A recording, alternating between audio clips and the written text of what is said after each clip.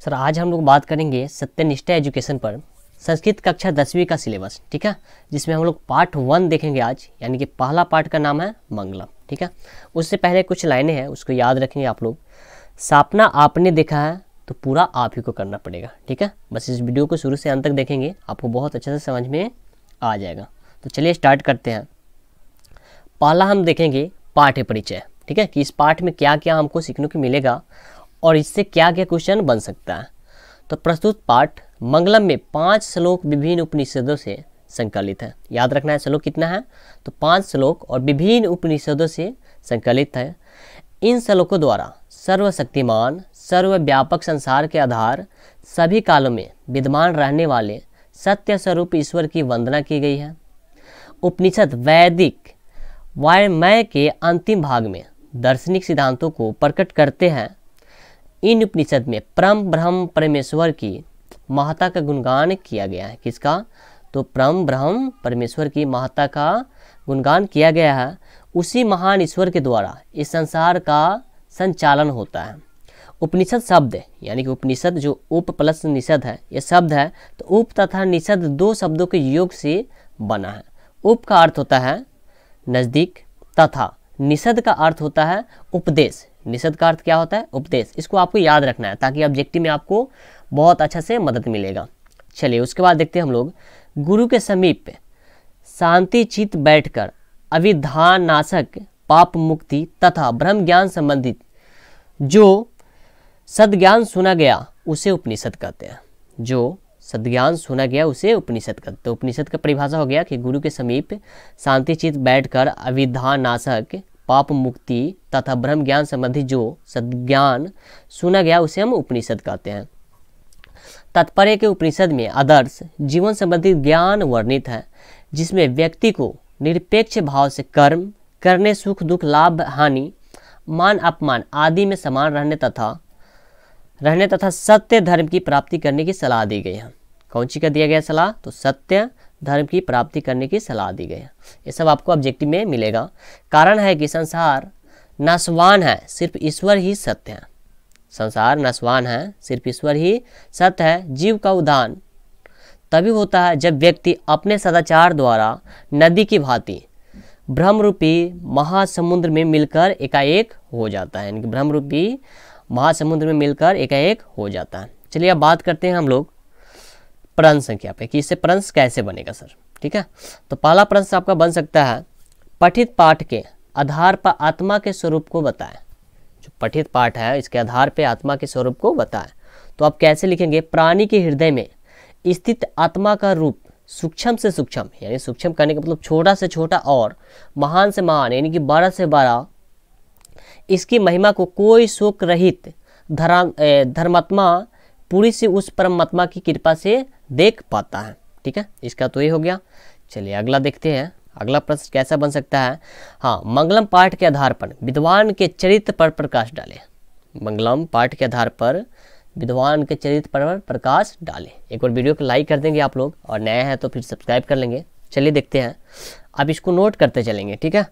जिस तरह बहती हुई नदियाँ किसी बड़े समुद्र में मिल जाने पर अपने नाम रूप को छोड़कर समुद्र के नाम रूप को ही धारण कर लेती है, वैसे ही विद्वान भी अपने नाम रूप से विमुख होकर परमात्मा में पूर्णतः मिल जाता है। विद्वान ज्ञान को पाकर मृत्यु को भी पार कर जाता है।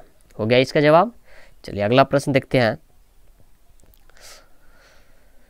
चलिए अगला प्रश्न है, सर यहाँ पे थकना नहीं है। देखिए, सपना आपने देखा है तो पूरा आप ही को करना पड़ेगा, एक कदम आपके लक्ष्य की ओर। तो चलिए आगे देखते हैं। विद्वान पुरुष ब्रह्म को किस प्रकार प्राप्त करता है। जो विद्वान पुरुष है ब्रह्म को किस प्रकार प्राप्त करता है। तो मुंडकोपनिषद में महर्षि वेदव्यास का कहना है कि जिस प्रकार बहती हुई नदियाँ अपने नाम और रूप को अर्थात व्यक्ति को त्याग कर समुद्र में मिल जाती है, उसी प्रकार महान पुरुष अपने नाम और रूप को अर्थात अहम को त्याग ब्रह्म को प्राप्त कर लेता है, ठीक है। ये हो गया। अगला है, मंगलम पाठ किस ग्रंथ से संकलित है तथा इस पाठ में कितने मंत्र लिए गए हैं। तो मंगलम पाठ उपनिषद ग्रंथ से संकलित है, याद रखना है।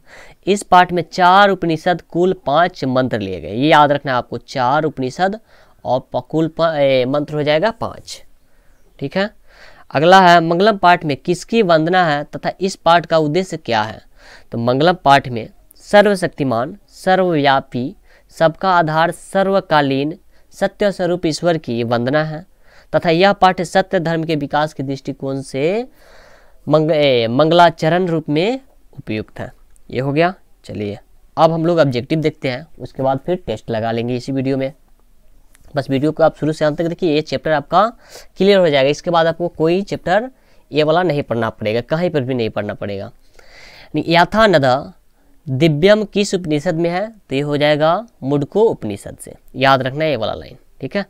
विदाहमेत विदते यानान, यानी कि विदते या नाय किस उपनिषद से है? तो जो ये वाला लाइन है ये श्वेता श्वेतेरो उपनिषद से हो जाएगा। कौन नाम रूप में विमुख होकर परमात्मा में मिलता है? कौन नाम रूप में रूप से विमुख होकर परमात्मा में मिलता है? तो होगा विद्वान।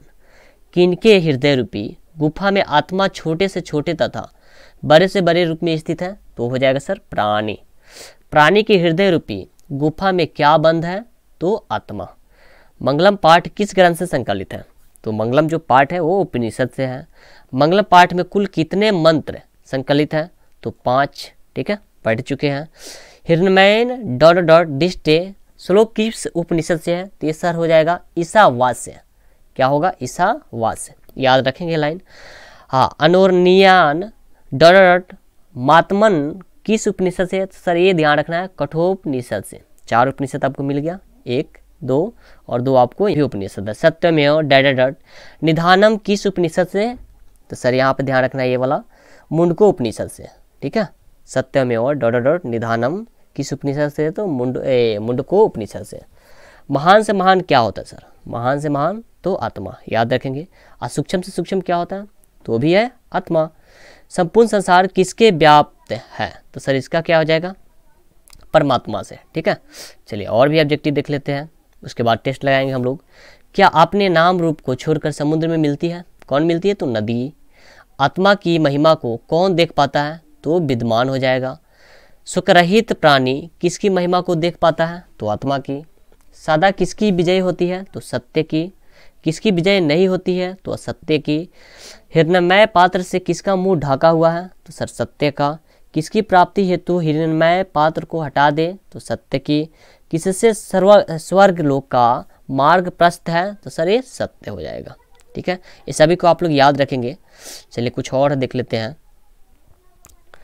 स्वर्ग की प्राप्ति हेतु मोक्षार्थी ऋषि लोग किसे धारण करते हैं सर? तो सत्य को। सत्य का खजाना या भंडारा कहाँ है? तो स्वर्ग लोक में है। कहाँ पे? स्वर्ग लोक में।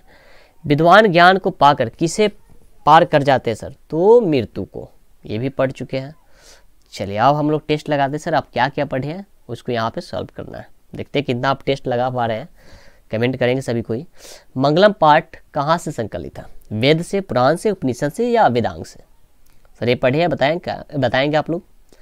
मंगलम जो पाठ है कहाँ से संकलित है? तो सर उपनिषद से। ऑप्शन इसका सी हो जाएगा। चलिए अगला प्रश्न है, महान से भी महान क्या है? महान से भी महान क्या है बताइए? आत्मा, देवता, ऋषि या दानव? तो महान से भी महान क्या होगा? पढ़ चुके आप लोग, आत्मा ही होगा। ऑप्शन ए हो जाएगा। चलिए अगला प्रश्न है, सूक्ष्म से भी सूक्ष्म कौन है? यानी कि छोटा से छोटा कौन है सर? आत्मा, गगन, परमात्मा या संसार? क्या होगा? तो ये भी होगा आपका आत्मा। पढ़ चुके सर, एक बार बैक करके देखेंगे वीडियो। नेक्स्ट ऑप्शन इसका ये हो जाएगा। विद्वान शोक रहित होकर किसको देखता है सर? विद्वान शोक रहित होकर किसको देखता है? आत्मा को, विद्या को या परमात्मा को या मानव को? हाँ, इसका ऑप्शन हो जाएगा सर परमात्मा। ऑप्शन सी हो जाएगा, ठीक है। चलिए अगला प्रश्न है, सत्य से किसका रास्ता प्रशस्त होता है? सत्य से किसका रास्ता प्रशस्त होता है सर? घर का, देवलोक का, विद्यालय का या युद्ध का? सर ये देवलोक, ठीक है, जिसको आप बोलेंगे स्वर्लोक भी बोल सकते हैं। ऑप्शन नंबर बी होगा। चलिए अगला प्रश्न, यह संपूर्ण संसार किसके द्वारा अनुशासित है? यह संपूर्ण संसार किसके द्वारा अनुशासित है? आत्मा, परमात्मा, साहित्य, इनमें से कोई नहीं। क्या होगा सर ऑप्शन? तो परमात्मा। ऑप्शन नंबर बी हो जाएगा। चलिए अगला प्रश्न, वेदा हेमंतम पुरुषम महानतम विधते या नाय मंत्र किस उपनिषद से लिया गया? सर ये पढ़ चुके हैं, ये वाला लाइन जो किस उपनिषद से है बताएंगे सभी कोई? तो श्वेता श्वेतरोपनिषद से। ऑप्शन नंबर इसका बी हो जाएगा, याद रखेंगे इसको। चलिए ये वाला बताइए किस उपनिषद से लिया गया है? ये भी पढ़ चुके हैं सर, किस उपनिषद से लिया गया है ये वाला? तो ध्यान रखेंगे, ये होगा कठोपनिषद से। ऑप्शन नंबर बी हो जाएगा। चलिए अगला प्रश्न देखते हैं। नदियों नाम और रूपों को छोड़कर किस में मिलती है? नदियों नाम और रूपों को छोड़कर किस में मिलती है सर? तो ध्यान रखेंगे किस में मिलती है, तो समुद्र में। Option A. इसको अच्छे से आप लोग पढ़ लेंगे तो दोबारा पढ़ने की आवश्यकता बिल्कुल नहीं पड़ेगा। किसकी विजय नहीं होती सर? सत्य की या असत्य की, या धर्म की, या सत्य और असत्य दोनों की? इसका ऑप्शन क्या होगा? तो ध्यान रखिएगा बी, असत्य की विजय बिल्कुल नहीं होता है। चलिए अगला प्रश्न, किनकी महिमा का गायन हुआ है सर? विद्वान, आत्मा, समुद्र या परमात्मा? ऑप्शन क्या होगा इसका? तो इसका हो जाएगा डी। चलिए जिनको भी पीडीएफ चाहिए वो संपर्क करेंगे, ठीक है। टेलीग्राम ज्वाइन कीजिए, व्हाट्सएप ग्रुप ज्वाइन कीजिए, वहाँ से आपको पीडीएफ दे दिया जाएगा। सबसे बड़ा खजाना क्या है सर? सबसे बड़ा खजाना क्या है? चलिए ऑप्शन देखते हैं। धन है, विद्या है, स्वर्ण है या सत्य है? सबसे बड़ा खजाना क्या है? हाँ तो होगा सत्य। ऑप्शन डी हो जाएगा सर, सबसे बड़ा खजाना तो सत्य हो जाएगा, यानी कि डी हो जाएगा। ईश्वर क्या है सर? धन है, सत्य है, समुद्र है या असत्य है? ईश्वर क्या है सर? सभी कोई बताएंगे। चलिए इसको नेक्स्ट वीडियो में हम लोग देखेंगे, तब तक बताएंगे आप लोग क्या होगा, कमेंट करेंगे इसको, ठीक है। ईश्वर क्या है? धन है, सत्य है, समुद्र है, असत्य है। चलिए रहने देते आज यहीं पे। अगर चैनल पर नया है तो फिर सब्सक्राइब कर लीजिए, और वीडियो अच्छा लगा तो सर लाइक तो करेंगे ही।